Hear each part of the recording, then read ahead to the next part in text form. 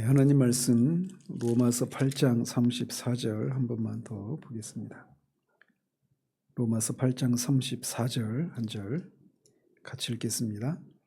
누가 정죄하리요? 죽으실 뿐 아니라 다시 살아나신 이는 그리스도 예수시니 그는 하나님 우편에 계신 자요 우리를 위하여 간구하시는 자신이라. 아멘. 우리가 몇 주 동안 그리스도의 하나님 보좌 우편에서 그리스도께서 우리를 위해서 간구하시는 내용에 대해서 살펴왔습니다. 그중에 지난주에는 그리스도의 그 중보하심이 실패할 수 없는 이유, 다른 말로는 성공할 수밖에 없는 이유를 살펴봤습니다. 그것은 중보하시는 그리스도가 하나님의 마음과 동일한 그 마음을 가진 하나님의 아들의 자격으로 간구하시기 때문이다라고 말씀드렸습니다. 그리고 더 나아가서 이 아들이 아버지 하나님을 영화롭게 하기 위해서 하나님께서 명하신 모든 요구를 순종한 그런 아들의 자격으로 간구하시기 때문에 그의 중보하심이 반드시 성공할 수밖에 없다고 말씀드렸습니다. 오늘은 몇 가지 더 추가적인 그런 이유를 살피고 왜 우리가 신자가 결코 누구로부터도 어떤 것으로부터도 정죄받을 수가 없는지 이 내용을 마치도록 합니다. 자, 이렇게 그리스도는 하나님의 아들의 자격으로 우리를 위해서 중보하시고 계십니다. 그리고 바로 그런 이유 하나만으로도 그의 중보는 성공하실 수밖에 없어요. 그런데 그리스도는 이런 자격 이외에도 자신에게 있는 의로움의 근거에서도 중보하시기 때문에 그리스도의 중보가 반드시 성공할 수밖에 없다라는 겁니다. 이것에 대해서 요한일서 2장 1절에서는 이렇게 말을 합니다. 만일 누가 죄를 범하여도 아버지 앞에서 우리에게 대언자가 있으니 곧 의로우신 예수 그리스도라 라고 말합니다. 여기서 말하는 대언자는 다른 말로 말하면 변호인입니다. 변호인. 그래서 변호인은 이제 법정에서 자기 그 피고인의 편에 서서 그 피고가 죄가 없다라고 하는 무죄를 증거하고 변호하는 일을 하는 사람이 변호인인데, 지금 사도 요한은 우리와 하나님 아버지 사이에 그리스도가 그런 변호사로 일하시고 계신다라고 말하고 있어요. 대언자라고 하는 개념이 바로 그런 말이라는 말이에요. 그런 용어란 말이죠.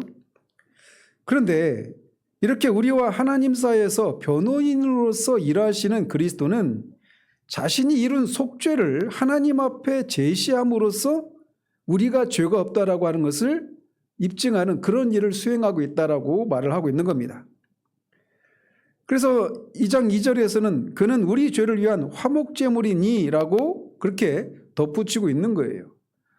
우리를 위한 속죄 제사에 근거해서 우리가 무죄하다라고 하는 것을 변호하는 일을 하나님 아버지 앞에서 지금 하고 계시다, 이렇게 말하고 있단 말이죠.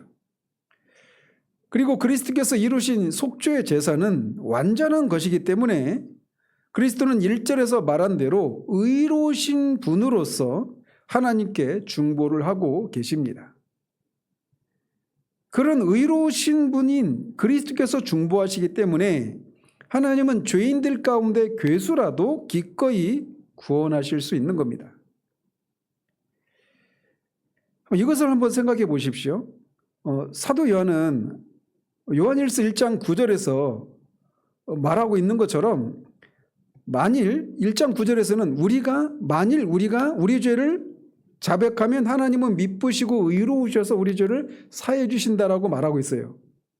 1장 9절에서.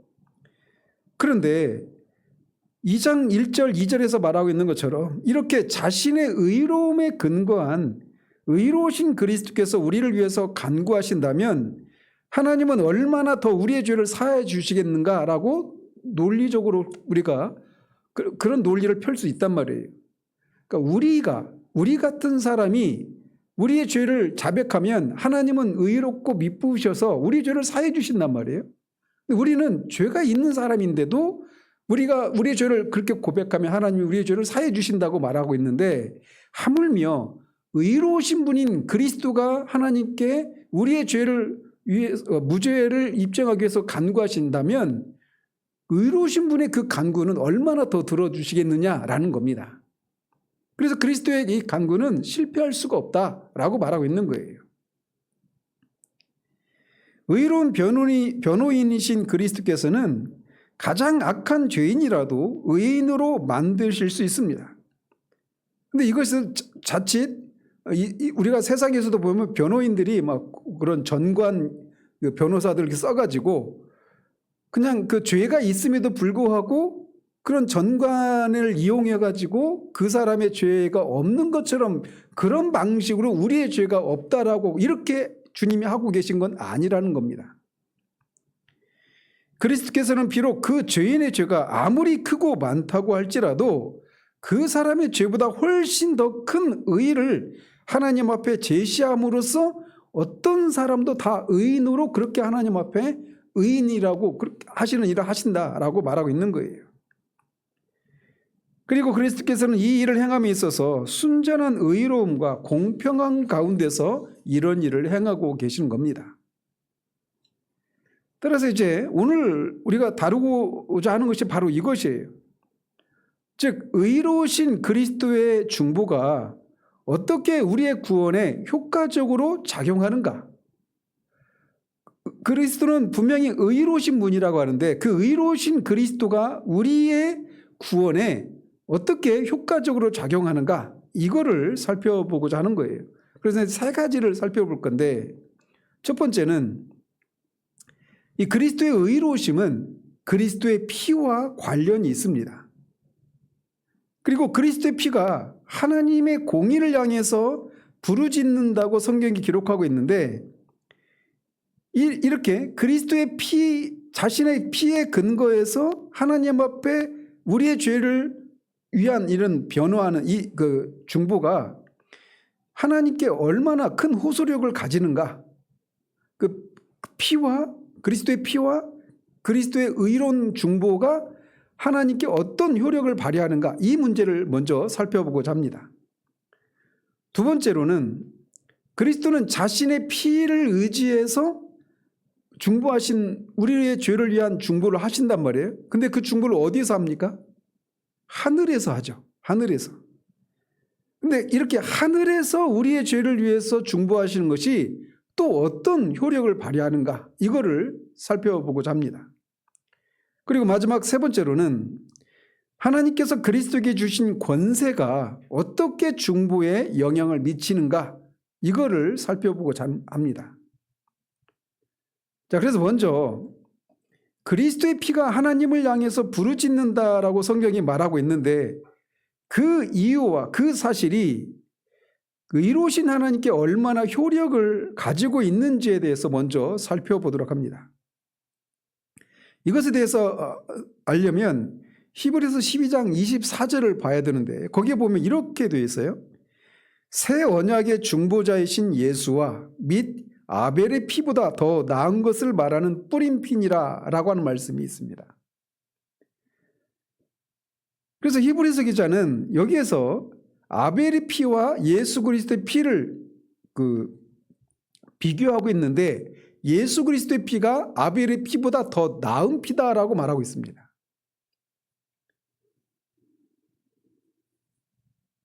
그런데 아벨의 피는 어떤 사건과 연관되어 있는 겁니까?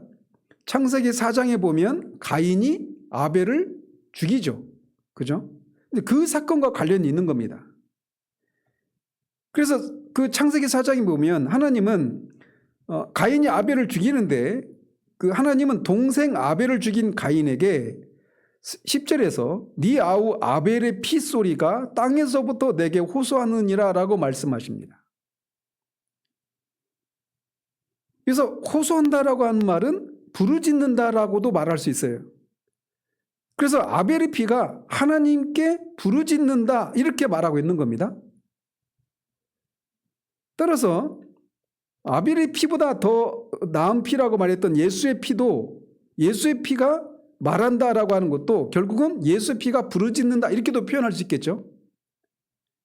자, 그렇다면 왜 히브리서 기자는 예수 그리스도의 피가 아벨의 피보다 더 낫다라고, 더 나은 피라고 말하고 있을까요? 아벨은 하나님께 무엇을 호소하고 있고 예수 그리스도는 하나님께 무엇을 호소하고 있을까요? 아벨이 호소하는 것은 분명히 그가 그의 형 가인에게 아무 죄도 없이 억울하게 살해된 것에 대해서 하나님께 호소하면서 가인에게 하나님의 공의로운 심판을 내려주실 것을 호소하고 있을 것입니다. 그렇지 않겠습니까?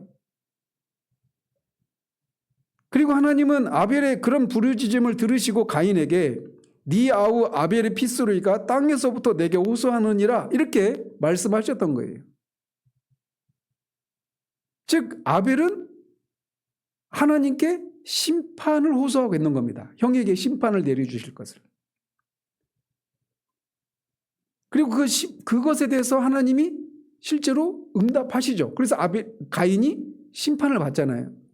그래서 쫓겨난단 말이에요. 자, 그것에 비해서 아벨의 피는 바로 그런 성격의 피입니다. 하나님께 공의의 심판을 내려주실 것을 호소하는 피예요. 그런데 이에 비해서 예수 그리스도의 피가 호소하는 것은 무엇입니까? 그것은 바로 예수님이 위에서 죽어준 사람들이 죄에서 노임을 받고 정죄에 이르지 않기를 위해서 호소하고 있는 겁니다. 또 쉽게 말하면 예수님이 대신 죽어주신 그 사람들이 하나님 앞에 무죄한 자들로, 의로운 자들로 설 수 있도록 호소하는 거예요. 아벨은 공의로운 심판을 호소하고 있다라면 예수님은 자신이 대신해서 죽은 그 사람들의 죄 사함을 호소하고 있는 겁니다. 자, 성격이 다르죠? 따라서 죄인들을 위해서, 그러니까 아벨이 그렇게 공의의 심판을 행해 주실 것을 호소했는데 그 호소가 들으셨단 말이에요. 그런데 예수님은 무죄를, 죄 사함을 호소하고 있단 말이에요. 따라서 죄인들을 위해서 자기 목숨을 내어주신 그리스도께서 의로우시면 의로우실수록 그리스도의 피의 부르짖음은 더욱더 강력한 호소력을 가지게 될 것입니다. 왜냐하면 그 피의 부르짖음은 그 피를 흘린 사람이 얼마나 가치를 가진 사람인가에 의해서 결정되기 때문에 그렇습니다.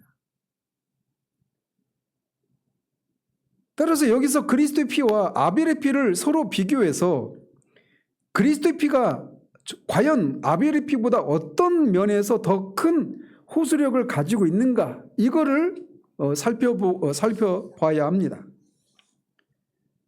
토마스 구디는 이런 얘기를 해요.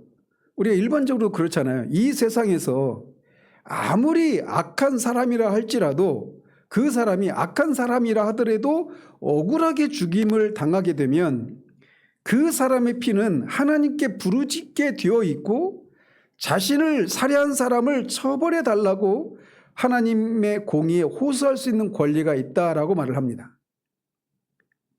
그러니까 아무리 악한 사람이라도 억울하게 죽은 경우에 그것에 대해서 하나님께 공의로운 심판을 호소할 권리가 있다라는 거죠. 그래서 하나님은 왜 그런 권리가 우리에게 주어집니까? 악한 사람이라 하더라도 모든 사람은 다 하나님의 형상으로 지음받은 존재이기 때문에 그래요. 자, 그렇다면 악한 사람이라 하더라도 자신이 억울하게 죽은 것에 대해서 그 사람의 피가 하나님께 공의의 호소를 한단 말이에요. 그런 권리가 있단 말이에요. 그렇다면 하나님의 백성 중에 첫 번째 순교자였던 아벨의 피는 얼마나 하나님께 더 큰 호소력을 가지게 될까요? 악한 사람도 억울하게 죽은 경우에는 그런 호소력을 가지게 되는데 하나님의 백성의 첫 번째 순교자인 아벨의 피는 얼마나 더 큰 호소력을 가지겠느냐라는 겁니다. 그렇지 않겠습니까? 또 많이 가지겠죠. 시편 116편 15절에 보면 경건한 자들의 죽음은 여호와께서 보시기에 귀중한 것이다 라고 말합니다. 즉 성도들의 죽음에 대해서 하나님이 특별히 더 마음을 쓰신다고 말하고 있단 말이에요. 따라서 억울하게 죽은 악한 사람의 피의 피의 호소도 하나님께 호소력이 있다면 성도의 억울한 죽음에 대한 호소력은 더 크겠죠. 악한 사람보다. 그렇다면 모든 성도들의 왕이신 예수 그리스도의 피는 얼마나 더 크게 호소하겠는가라고 하는 이런 논리에, 이런 결론에 도달할 수 있단 말이에요. 논리적인 결론에. 그리고 아벨은 어떤 존재냐면 그리스도의 몸에 속한 한 지체입니다.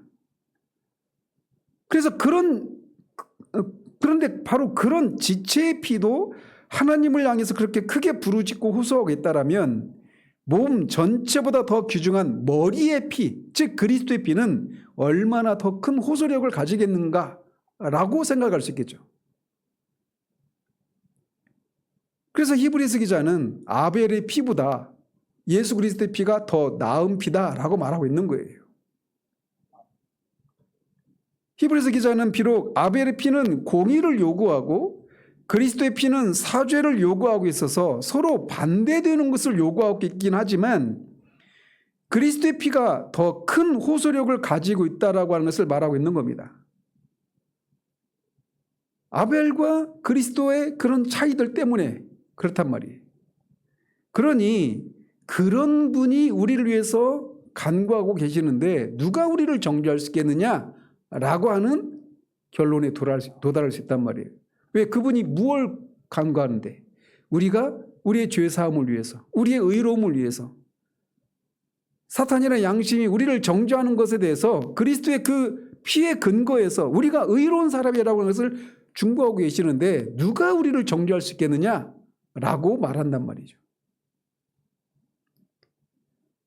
자, 이렇게 아벨이 차지하는 위치보다 그리스도께서 차지하는 위치가 더 탁월하기 때문에 그리스도의 피는 아벨의 피보다 더 큰 호소력을 가지게 되는 겁니다.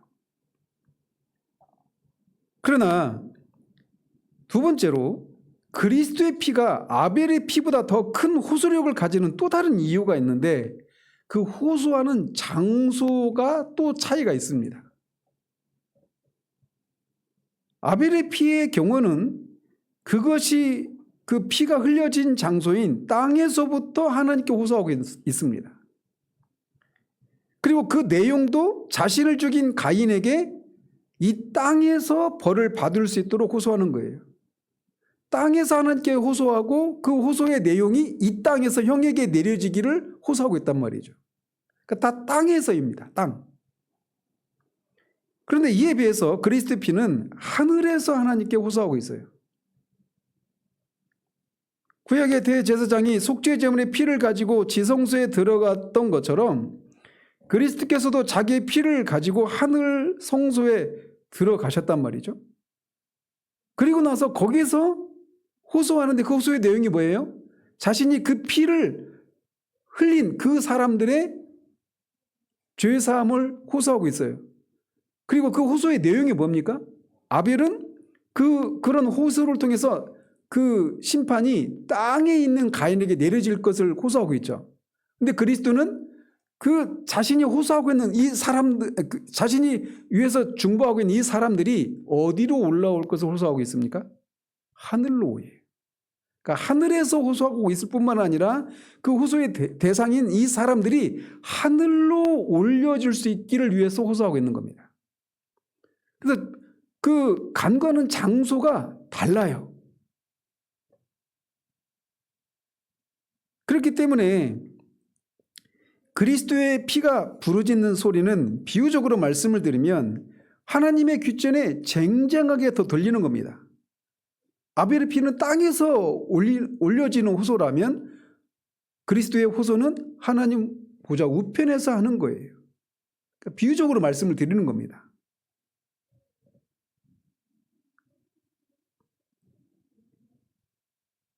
아벨의 피는 하늘로부터 이 땅에 보복이 임하기를 하나님께 호소하고 있어요.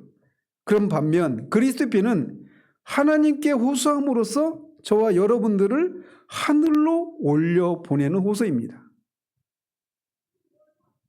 그래서 요한복음 17장 24절에서 그리스도께서는 자신이 위하여 피 흘려주신 이 택함받은 사람들을 위해서 기도하시면서 아버지여 내게 주신 자도 나 있는 곳에 나와 함께 있게 해달라고 기도하시는 겁니다.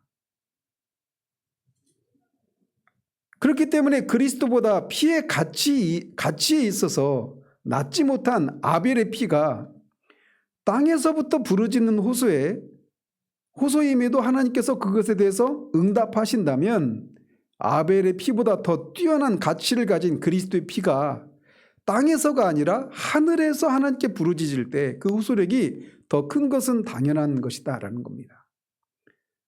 그리고 땅에서 부르짖는 그 아벨의 피가 하나님께 상달되었다면 하늘에서 우리를 하늘로 끌어올려지기를 위해서 간구하는 그 그리스도의 간구는 반드시 들으신다라는 겁니다.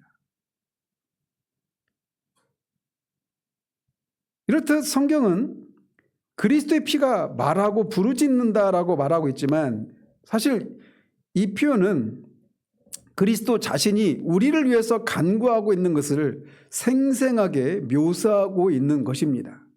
그리스도 피가 부르짖는다 이 말은 결국 그리스도가 부르짖는다 이런 말이란 말이에요. 그리스도가 중보하신다 이런 의미란 말이죠. 즉 그리스도의 피만 하나님 앞에 호소하는 것이 아니라 그리스도 자신도 살아서 그 피의 호소에 동참하신다라는 말입니다. 그러니까 이 34절에도 보면 죽은 자 가운데서 다시 살아나셔서 하나님 보좌 우편에 앉으셔서 우리를 위해서 간구하신다라고 말하고 있잖아요. 그러니까 그리스도가 지금 살아서 하나님께 우리를 위해서 간구하고 계시다라고 말하고 있단 말이에요. 그러니까 그리스도가 살아서 우리를 위해서 간구하신다라고 하는 거, 이 개념도 굉장히 중요한 개념입니다. 그리스도께서 살아서 우리를 위해서 하나님께 호소하신다라고 하는 사실은 우리가 더욱더 우리의 구원을 확신할 수 있는 근거가 됩니다. 그리스도께서 살아계셔서 그의 피의 근거에서 하나님께 호소해서 우리에게 은혜와 호의를 베풀어 주시기를 구한다는 사실은 우리가 그 어떤 것으로부터 정죄를 받지 않고 하나님의 호의를 얻을 수 있다라고 하는 것을 우리에게 확신시켜줘요. 왜 그러냐면 예를 들어서 이런 겁니다. 사무엘 그 상에 보면 다윗과 요나단이 있죠. 다윗과 요나단이 살아있을 때 둘의 우정이 굉장히 뛰어났잖아요. 요나단은 하나님께서 다윗을 이스라엘의 왕으로 세우셨다라는 것을 알았습니다. 자신의 아버지 사울도 이 사실을 알고 다윗을 두려워하고 그를 죽이려고 했지만 요나단은 다윗을 자신의 목숨처럼 생명처럼 다윗을 사랑했습니다. 그리고 아버지 사울로부터 다윗의 목숨을 여러 차례 구해주기까지 하죠. 제가 사무엘사 강의하면서도 말씀드렸지만 우리가 흔히 다윗과 요나단 이렇게 부르는데 저는 요나단과 다윗 이렇게 불러야 된다 이렇게 말씀드린 거 기억나십니까? 요나단의 이 다윗을 향한 이 사랑은 이게 결코 작은 일이 아닙니다. 인간적으로는 자신이 차지할 왕위를 차지할 원수였던 다윗을 요나단이 하나님의 주권을 인정하고 자신을 철저히 부정한 것에서 다윗을 그렇게 살려주는 일을 했단 말이에요. 이게 결코 작은 일이 아닙니다. 어쨌든 요나단은 하나님이 다윗을 이스라엘의 왕으로 세우셨다는 것을 알고 그 하나님의 주권을 인정하고 자기가 다음에 차기 왕권을 이을 사람임에도 불구하고 그런 자신의 권리를 주장하지 않은 거예요. 그리고 다윗과 언약을 맺죠. 그 언약의 내용 중에 하나가 뭐냐면 다윗이 장차 이스라엘의 왕이 되면 요나단의 자녀들에게 호의를 베풀어 달라는 것입니다. 고대 왕권 사회에서는 어떤 왕이 그 자식이 아니라 다른 어떤 왕조가 들어서면 선대 이 왕조들이 거의 뭐 전멸을 당하거나 이러지 않습니까? 그런데 그래서 이제 자기가 이스라엘의 다윗이 왕이 되면 요나단의 자녀들을 돌봐줄 것을 약속을 하죠. 약속을 받아내죠. 그래서 그래서 실제로 다윗은 그 언약을 따라서 요나단의 남은 아들이었던 무비보셋에게 왕자들과 함께 상에서 식사를 하도록 그렇게 하고 사울의 재산을 무비보셋에게 다 줍니다. 근데 그때는 요나단이 살아있어요, 죽어있어요? 죽어있단 말이에요. 다윗은 비록 요나단이 죽었지만 요나단과의 약속을 따라서 요나단의 남은 아들인 무비보셋에게 그런 호의를 베풀었던 겁니다. 하물며 만약 요나단이 죽지 않고 살아서 다윗에게 자신과 맺은 언약을 상기시키면서 자신의 자녀에게 호의를 베풀어 줄 것을 호소했다면 다윗은 얼마나 더 그 약속을 더 충실하게 이행했을까라는 거죠. 그러니까 살아서 빈다라고 하는 것의 이 효력을 강조하기 위해서 이 사례를 말씀드리는 거예요. 마찬가지로 만일 아벨의 피가, 앞에서 말씀드린 아벨의 피가 하나님을 향해 부르짖는 것처럼 아벨의 영혼도 살아서 하나님을 향해 부르짖는다면 더 큰 호소력을 가지게 되겠죠. 다시 말해서 아벨이 억울하게 당한 일이 하나님을 향해 부르짖을 뿐만 아니라 그 억울한 일을 당한 아벨 자신도 살아서 똑같이 하나님을 향해 부르짖는다면 아벨의 피가 토해내는 부르짖음이 살아있는 아벨의 영혼의 부르짖음으로부터 이런 지원을 받는다면 그 부르짖음은 훨씬 더 강력한 힘을 발휘하게 된단 말이에요. 실제로 요한계시록 6장 9절 10절에 보면 성도들의 영혼이 살아서 하나님께 호소하는 내용이 기록되어 있습니다. 거기 보면 다섯째 인을 떼실 때 내가 보니 하나님의 말씀과 그들이 가진 증거로 말미암아 죽임을 당한 영혼들이 제단 아래에 있어 큰 소리로 불러 이르되 거룩하고 참되신 대주제여 땅에 거하는 자들을 심판하여 우리 피를 갚아주지 아니하시기를 어느 때까지 하시리 하나이까 라고 하는 그런 내용이 있습니다. 사도 요한은 분명히 하나님의 말씀을 인해서 죽임을 당한 성도들의 피만 하나님을 향해 호소하는 것이 아니라 그렇게 순교한 성도들의 영혼이 살아서 하나님의 제단 아래에서 하나님을 향해서 그렇게 자신들의 피에 대해서 신원해 주실 것을 호소하고 있다고 말하고 있습니다. 그리고 지금도 그런 일이 일어나고 있어요. 우리는 보이지 않지만 지금도 천상에서는 그런 살아있는 영혼들이 하나님을 향해서 그렇게 호소하는 일들이 있단 말이에요. 그리고 우리는 인류 역사를 통해서 하나님께서 그들의 호소에 어떻게 응답해 오셨는지를 확인할 수 있습니다. 마찬가지로 그리스도도 지금 살아계셔서 하나님을 향해 부르짖고 계시다라는 겁니다.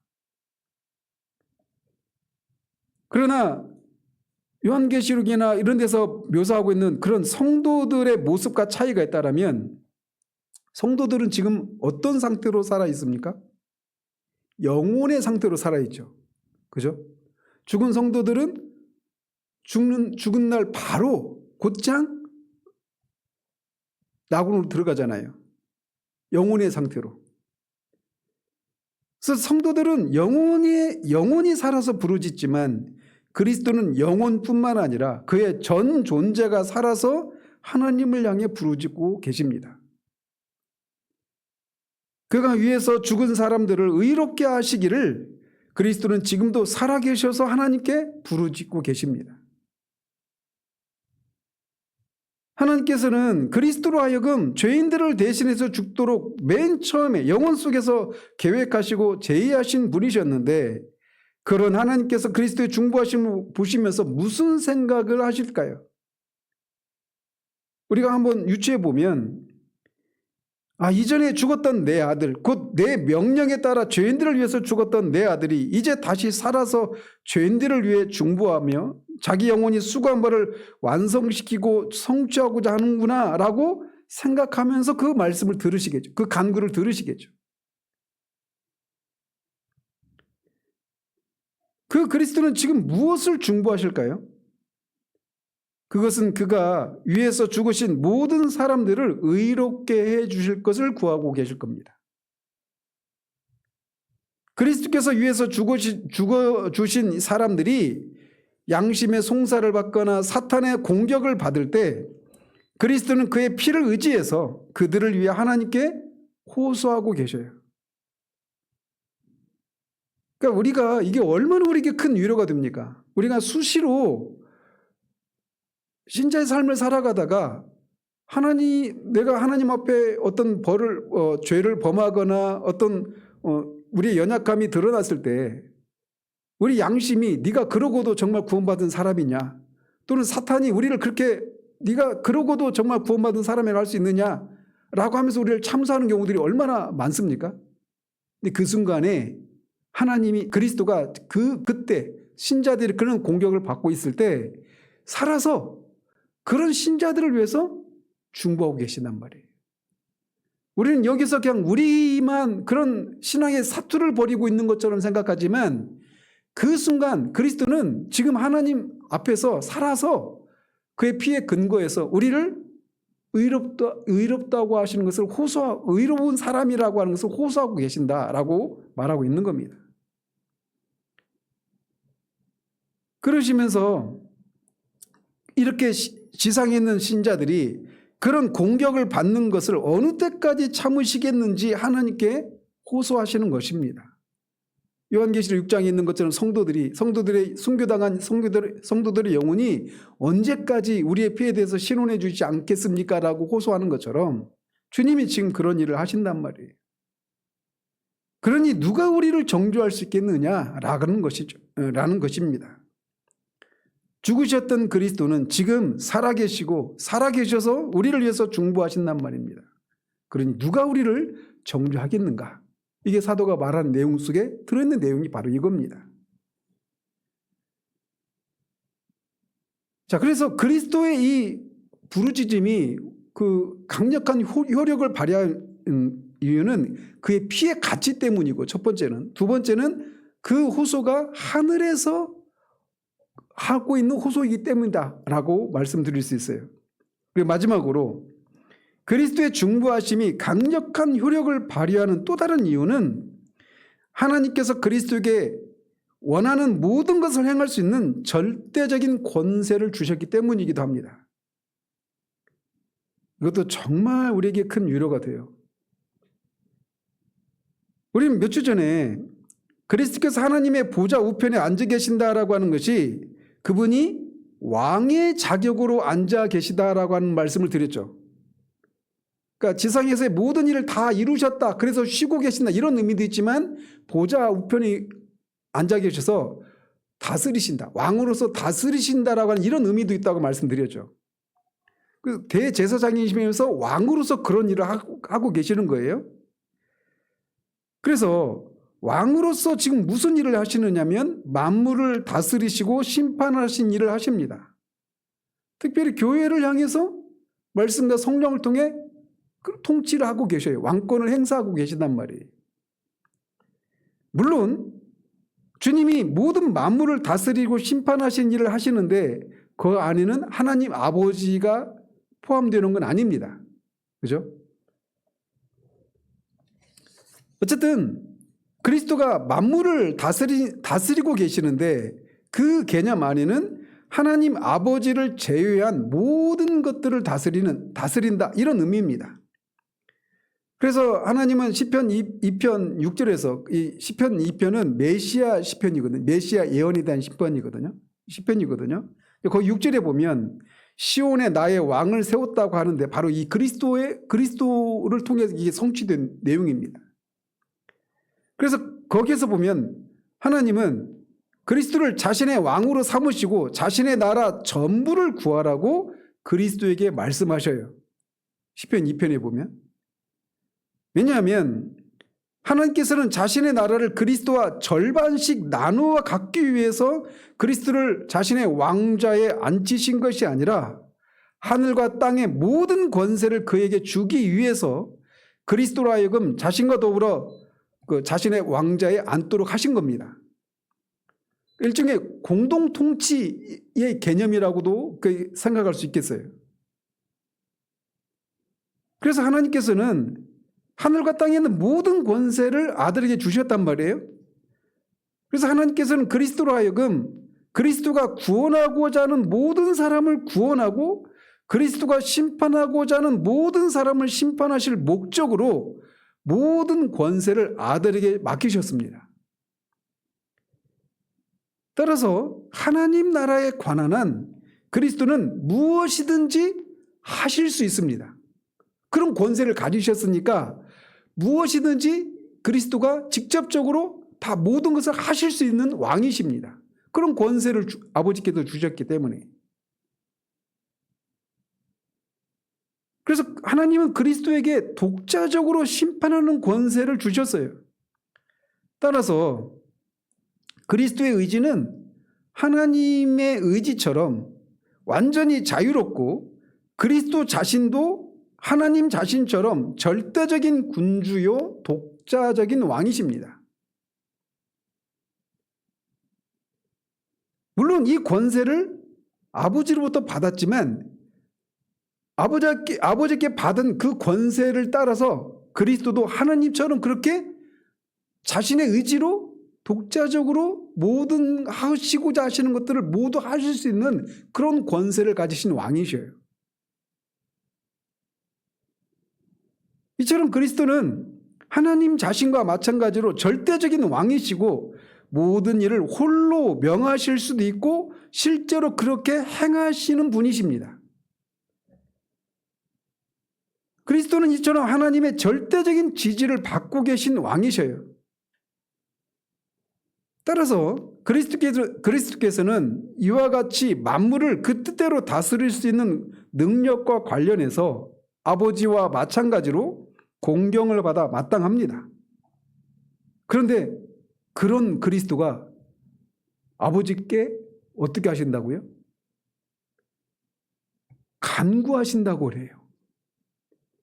그러니까 얼마든지 독자적으로 혼자서 모든 것을 명하고 혼자서 모든 것을 하실 수 있는 권세를 가지셨어요. 그리스도는 아버지로부터 그런 권세를 받으셨단 말이에요. 그런데 그런 그리스도가 아버지께 간구하십니다.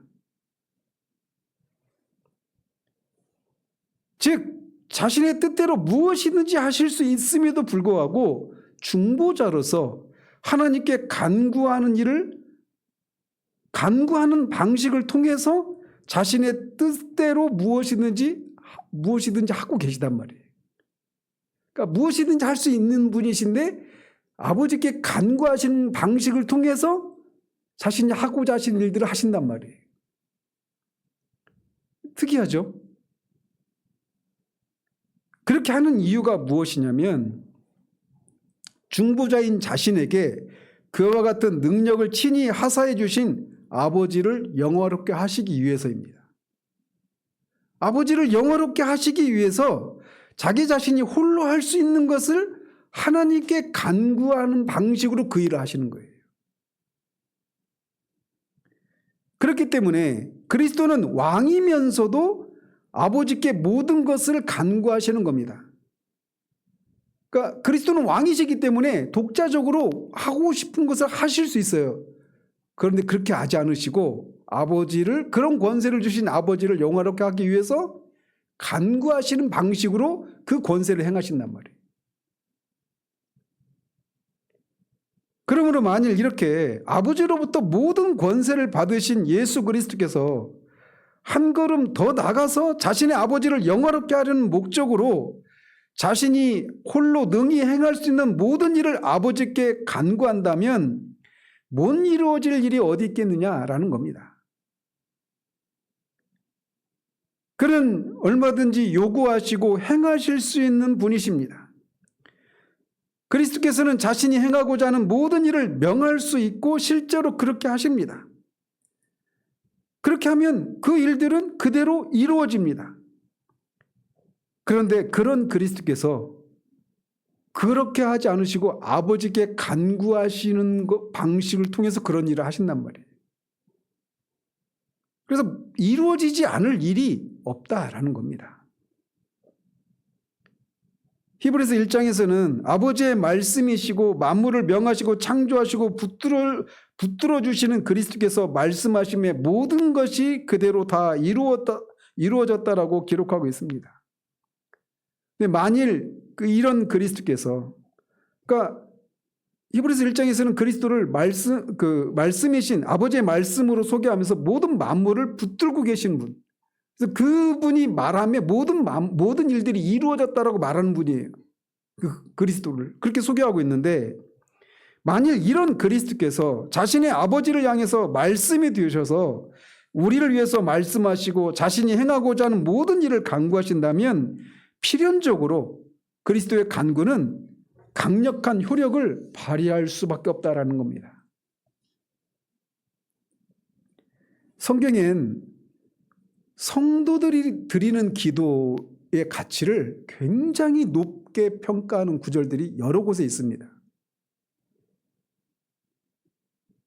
호세아서 12장 3절에 보면 우리가 야곱처럼 하나님과 힘을 겨룬다고 표현하기도 합니다.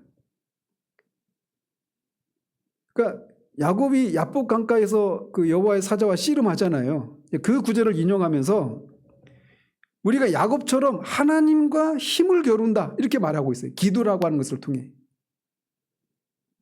인간의 코에 호흡이 붙어있는 인간이 어떻게 자존하시는 하나님과 힘을 겨룬다라고 표현할 수 있을까요?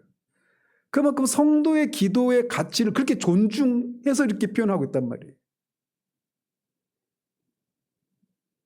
또 그 출애굽기 32장에 보면 출애굽한 이스라엘 백성들이 금송아지 우상을 만들고 숭배하죠. 그러니까 하나님께서 그 사실을 모세에게 알리고 내가 이 백성들을, 목이 곧은 이 백성들을 다 진멸하고 너를 통해서 새로운 민족을 일으키겠다라고 하실 때 모세가 중보하잖아요. 그때 하나님이 나대로 하게 하라라고 말씀하십니다. 그러니까 나대로 하게 하라. 그러니까 하나님이 말씀하신 대로 내가 하게 해라라고 모세에게 말씀하시는 거예요. 이게 어떤 의미냐면 마치 이 말은 나대로 하게 하라, 이 말은 마치 하나님이 막 하려고 하는데 모세가 중보하면서 하나님의 손을 막 붙들고 막 있는 상황에서 놔두고 내가 하고 싶은 대로 하게 냅둬 이런 식으로 말씀하시는 그런 뉘앙스가 있단 말이에요. 그 말을 통해서 모세의 중보가 얼마나 강력한 그런 어떤 힘을 발휘하는가를 이렇게 표현하는 겁니다. 우리가 성도의 기도가 얼마나 그런 존중해 주는 그런 표현이냐는 말이죠. 이뿐만 아니라 하나님께서는 우리의 기도를 하나님을 향한 명령과 지시로 간주화시키기까지 합니다. 예를 들면 이사야서 45장 11절에 보면 하나님 우리 기도를 그렇게 묘사하셔요. 너희는 내게 부탁하라 이렇게 되어 있는데 그 부탁하라 이 말이 오늘을 보면 오더의 영어로 말하면 명령하다 이런 의미가 있습니다. 아니 우리가 어떻게 하나님께 명령하다 이런 말을 할까요? 우리의 기도에 대해서 어떻게 그런 말을 할까요? 청교도들이 기도를 어떻게 묘사하느냐면 영어로 하는 SUE to God 이렇게 말합니다. SUE to God.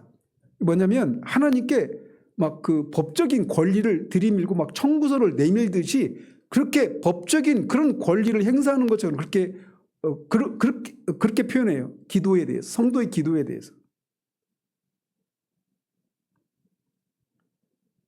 기도에 대한 이런 묘사들에서 우리가 알 수 있는 것은 하나님께서는 우리 기도를 아주 크게 존중해 주시고 거절할 수 없다라고 하는 것을 말하고 있는 겁니다.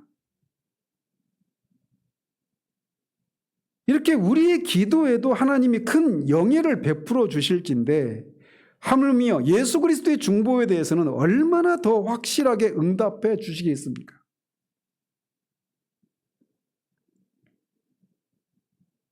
예수 그리스도의 간구에 대해서 하나님께서 어떻게 응답하시는가에 대한 예가 성경 여러 곳에 있는데 그 중에 하나가 보면 스가랴서입니다. 스가랴 1장 12절에 보면 여호와의 천사가 대답하여 이르되 만군의 여호와여, 여호와께서 언제까지 예루살렘과 유다 성읍들을 긍휼히 여기지 아니하시려나이까? 이를 노하신 지 70년이 되었나이다 라고 하는 장면이 나옵니다. 여기서 말하는 여호와의 천사는 예수 그리스도를 가리킵니다. 그러니까 이 기도는 그리스도께서 하나님 아버지께 그의 교회 상태를 인해서 중보하고 있는 모습입니다. 스가랴서는 구약의 복음서다 이렇게 말하는 성경입니다.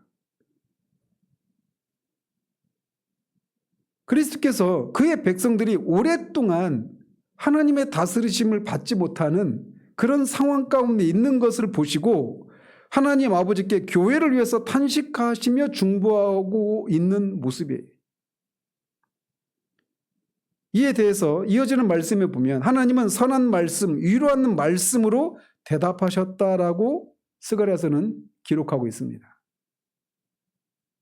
그러면서 하나님께서는 교회가 그렇게 오래도록 내버려진 이유를 설명하시고 결국에는 회복시키시겠다는 말씀을 뒤이은 구절들에서 하고 계십니다.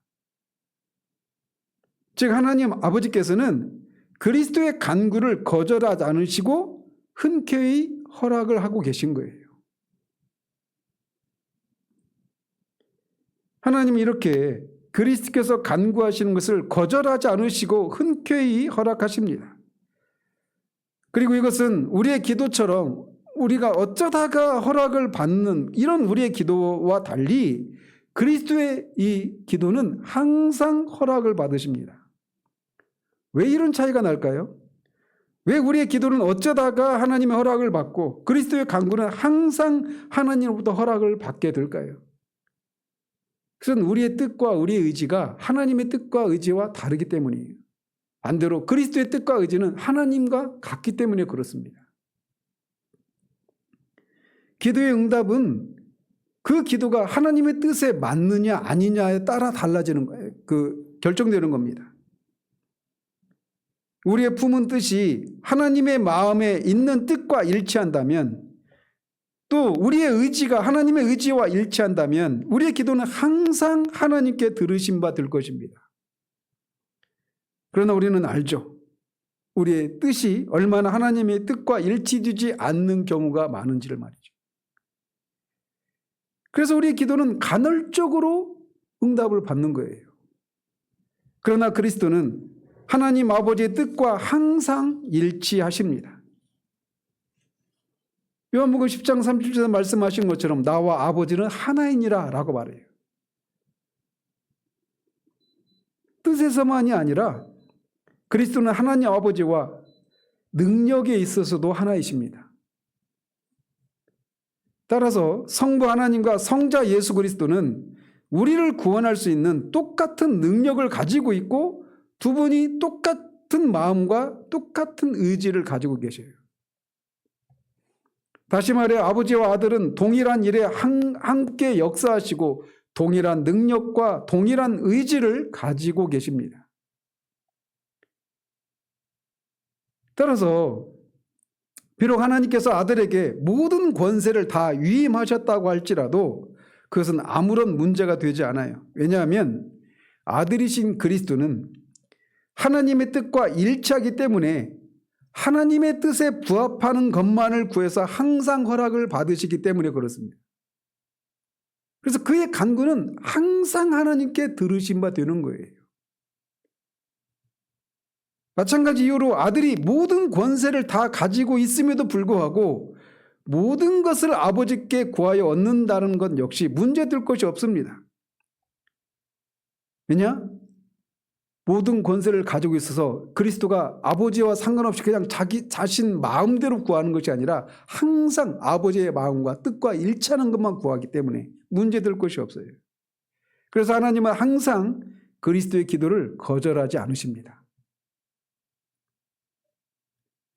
그러므로 하나님께서 그리스도를 절대적인 왕으로 세우시고 그에게 모든 권세를 맡기신 것은 당연한 일입니다. 또한 그리스도께서 모든 일을 자기 원대로 할 수 있는 권세가 있음에도 불구하고 자신이 행하기를 원하는 모든 일을 스스로 자원해서 하나님께 구한다는 것도 당연한 일입니다. 왜 그러느냐? 성부 하나님과 성자 하나님은 동일한 의지와 동일한 능력을 가지고 계시기 때문에 그렇습니다. 결국 이 사실 때문에 모든 면에서 우리의 구원은 확실한 것이 되는 겁니다. 요한복음 6장 38절 39절에서 주님 이렇게 말씀하셨어요. 내가 하늘로서 내려온 것은 내 뜻을 행하려 함이 아니요 나를 보내신 이의 뜻을 행하려 함이니라. 나를 보내신 이의 뜻은 내게 주신 자 중에 내가 하나도 잃어버리지 아니하고 마지막 날에 다시 살리는 이것이니라 라고 말씀하십니다. 그래서 이 뜻을 따라 구하고 이 뜻이 아버지의 뜻이기 때문에 그 아버지의 뜻과 뜻에 부합하는 것을 간구하기 때문에 그리스도의 간구는 항상 들으신 바 되는 겁니다. 그리스도께서 위에서 죽어주신 자들 중에 누구도 그 어떤 것으로도 그들의 구원을 잃어버리는 일은 있을 수가 없어요. 왜냐? 이거 아무도 잃어버리지 않는 것이 아버지의 뜻인데 그 아버지의 뜻에 부합한 기도를 그리스도께서 하시기 때문에 어느 누구도 구원을 잃어버리는 일은 있을 수가 없는 겁니다. 그 누구도 양심의 송사나 사탄의 참소로 인해서 정죄를 당할 수가 없어요. 왜냐하면 우리를 위해서 중보하시는 이는 바로 예수 그리스도이기 때문에 그렇습니다. 그래서 여러분이 이 땅에서 신자의 삶을 살아가면서 양심의 송사나 사탄의 참소로 그런 정죄받는 그런 느낌이 들고 구원이 막 내가 구원받은 사람인가 싶은 그런 생각이 들 때마다 기억하십시오. 지금도 그리스도가 살아서 바로 그런 우리를 위해서 중보하고 계시고 그렇기 때문에 어느 누구도 우리를 정죄할 수 없다는 사실 말이죠.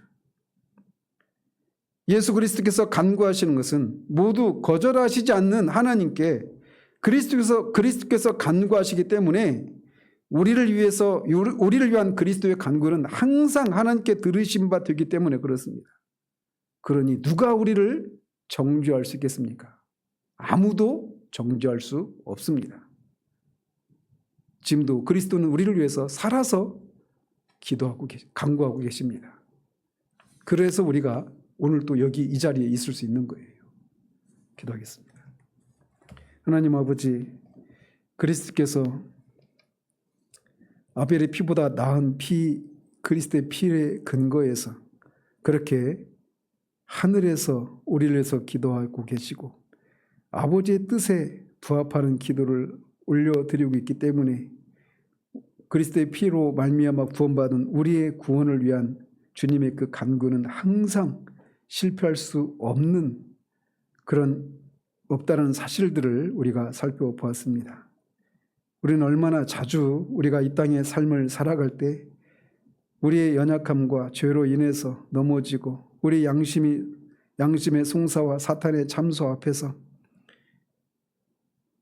그 상황을 그저 우리가 하나님 앞에 어떻게 해야 되고 또 어떻게 한 것에 대해서 그런 차원에서만 생각해서 우리가 씨름하고 믿음으로 이겨내는 그런 것에만 우리의 시선을 고정한 채 씨름하는 경우들이 얼마나 많이 있는지요. 그때마다 우리가 기억할 것은 바로 그런 우리를 위해서 그리스도가 살아서 하늘에서 지금도 우리를 위해서 기도하고 계시고 그 기도는 항상 들으신 바 된다라고 하는 그 사실을 우리가 기억하고 어느 누구도 우리를 정죄할 수 없다라고 하는 그 확신 가운데 늘 거하는 우리들 되기를 소원합니다. 예수 그리스도 이름으로 기도합니다. 아멘.